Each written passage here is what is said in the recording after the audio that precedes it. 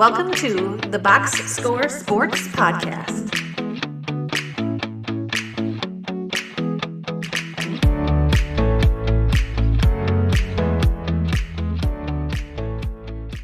Okay, let's do your Milwaukee Bucks. Last team on the list. Let's see here. The Milwaukee Bucks finished last year 49-33.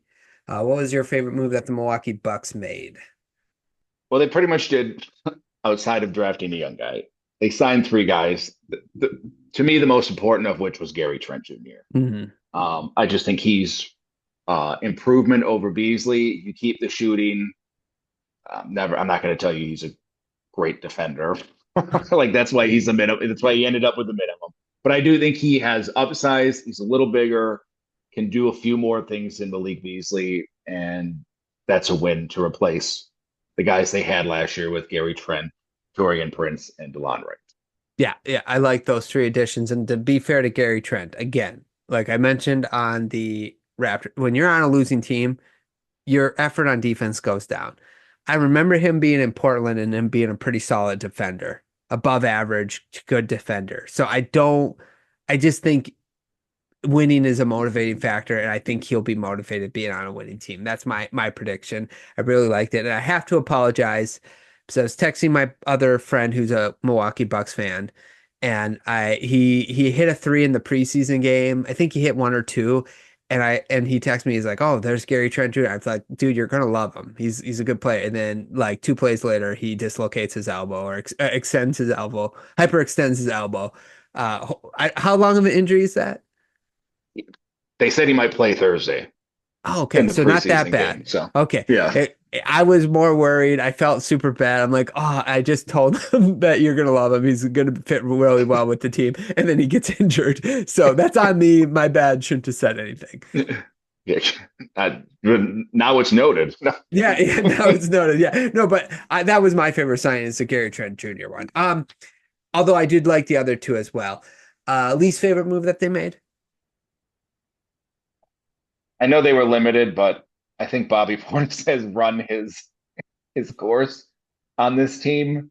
I know he's a fan favorite, and like he's hit or miss, but I feel like he's a piece. I mean, I guess you could do it later, but you're kind of capped with dollar for dollar being a second apron team.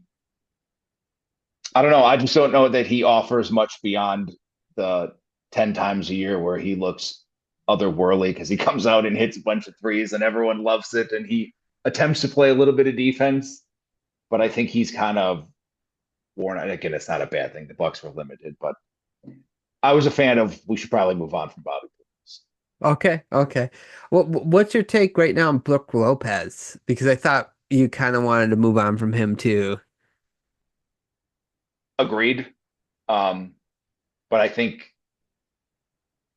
if you move Brook Lopez, it has to be for like a specific skill set to fit the team, and that's hard to manage. Like you can't just send out Brook Lopez and be like, "Well, Bobby Portis will start." All right, sure, Like sure. it'd just be a layup line. So Brook Lopez is tough. I actually think he's probably just going to retire as a Buck at this point. Like Okay. I think they're just going to hopefully not start him, but I think he wants to stay, and I think he realized the grass isn't going to be greener anywhere else. Like any other team he's going to go to team. But both of those guys, if a deal was there that was even like lateral or even just a minimal step down, I would move off of them. But I think we're past that point, and I don't know what the trade deadline. When you get closer, something might pop with some of the bad teams that might Yeah. want to take Bobby Portis and just say, "Come shoot 30 times and tank Commander for us." Yeah, we'll see. But I don't think it's bad though. But I didn't have a least favorite move for them because I didn't think any of the moves they made or didn't make. I thought they worked within the money they had. Chris Middleton, that's one guy.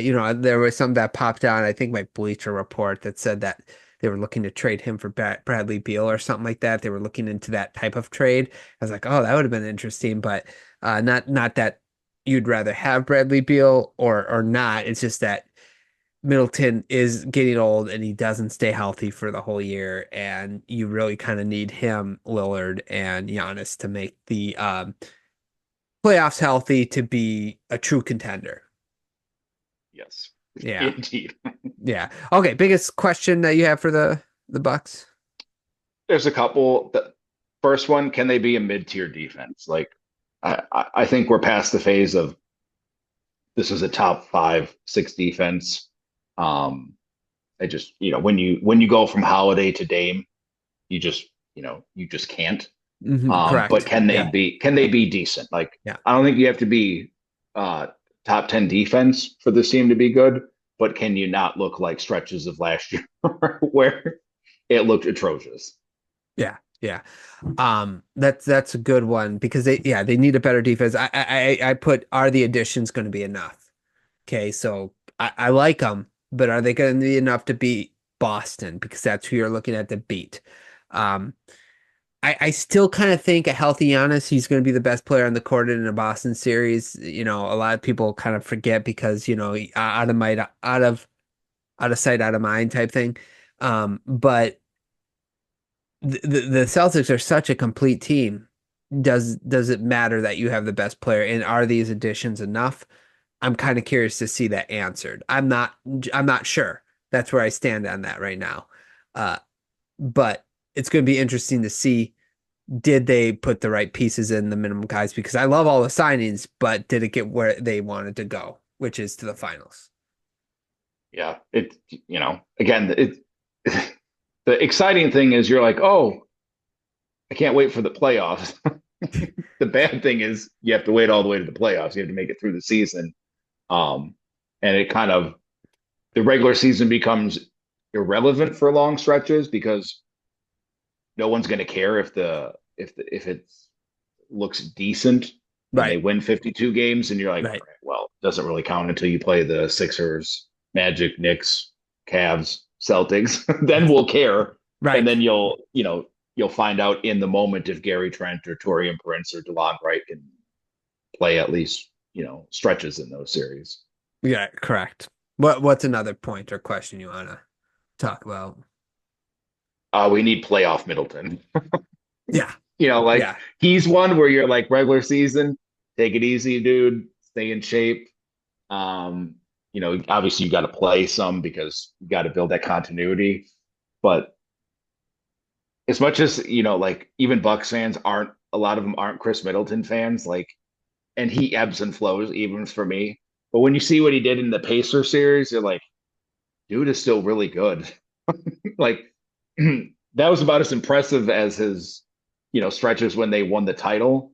But can we get that Chris Middleton for stretches of the playoffs um, when you need? I mean, he played more minutes probably than you would want to because they were desperate then. right. But that's the guy they need. No, I like that one as well. That's a good one. He's got to get to the playoffs healthy too. That's very, very important. Along with that, I do want to add, did Dame's offseason contribute to him having a better season? Because obviously all the reports came out about him not working out and stuff because he was worried about being traded. And so he wasn't in basketball shape last season coming into the season. Now he is. Let's see how that affects him in the regular season and moving forward. Now he did look pretty good during the preseason game against the Pistons. But again, that's preseason, so we'll see what happens. But I'm kind of interested in that. And then the meetup, the fact that Giannis and Dame did not meet up in the offseason, I don't want to make that a big deal. Obviously, Giannis was um where was he? He was in the Olympics and then he got married. So it's like he had a busy summer. Okay, so I'm not gonna make that a big deal, but they didn't get time to work on their chemistry. That's the part I want to make a big deal. So that will that impact them moving forward? Yeah, Dame has to be a little bit, but not a lot better. He just has to be a little bit better. Like his shot was off for a lot of the season. So if that can come back consistently, he did it in stretches. He can look more like Damian Lillard. Then at least you can bank on.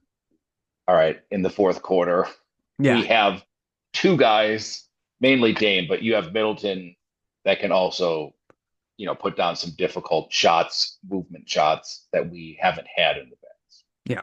Yeah. And if Dame doesn't have it, can he just let Middleton go? That's the other thing. Or is he going to try to, if he's 3 of 10 from three, is he going to still want to take that important shot? And Chris Middleton's like 9 of 11, or does he throw it to Chris Middleton? That's the other thing that I'm interested to see too. Yeah, I'm optimistic. I mean, Gary Trent really wanted to come here. He's good friends with Dame. I think, that's an improvement from last year. Correct. But my last thing with the Bucks is, if it doesn't go good, this is it. Okay.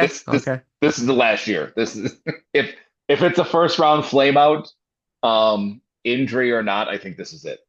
Blow it all up. I think, Dame's probably gone again. I think Middleton he's just going to retire here. I think he's got a player option. And I think Lopez doesn't have a ton of value. Again, like their agent. So if they make it far, like it's the Eastern Conference Finals, like, all right, maybe you run it back and you do it again because it appeases Giannis. But I think if this goes south, this is the final year of this team, because I think either one of the players is going to be done with, and if one goes, then eventually Giannis has to go. All right, well, if Dame's done because it's just flamed out,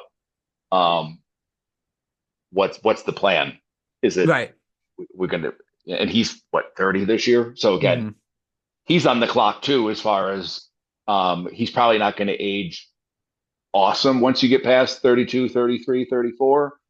I don't think he'll fall off as bad as a lot of people think, because I think he's just a little different than most. Sure. But yep. I do think deep down, if this year flames out, this is it. Okay. Yeah, we'll have to watch it. I'm going to lean towards your direction because you're a Bucks fan. You probably know them a little better. And it would make sense because they're not going to get any better if they flame out. Like this is, Dame's getting older. Middleton's going to be older. So yeah, I mean, good points. Okay, let's predict. What do you have the Bucks as far as your prediction goes? So I'm gonna put on. I don't do it often. I'm gonna put on some rosy colored glasses. I'm gonna say they're gonna be top 3 seed this year. It's gonna work, in the regular season. Okay, I'm confident it'll work in the regular season. Okay, yeah, I have them as a contender. So I think they'll finish top 4 for me. If I had to pick right now, I'd say top 4. They'll definitely be top 4 in my opinion. So. Thanks so much for watching this clip of the Box Score Sports Podcast. I hope you guys enjoyed. If you haven't yet, please subscribe to our channel. Follow us on Instagram and Twitter or X. And we'll talk to you guys real soon. See ya.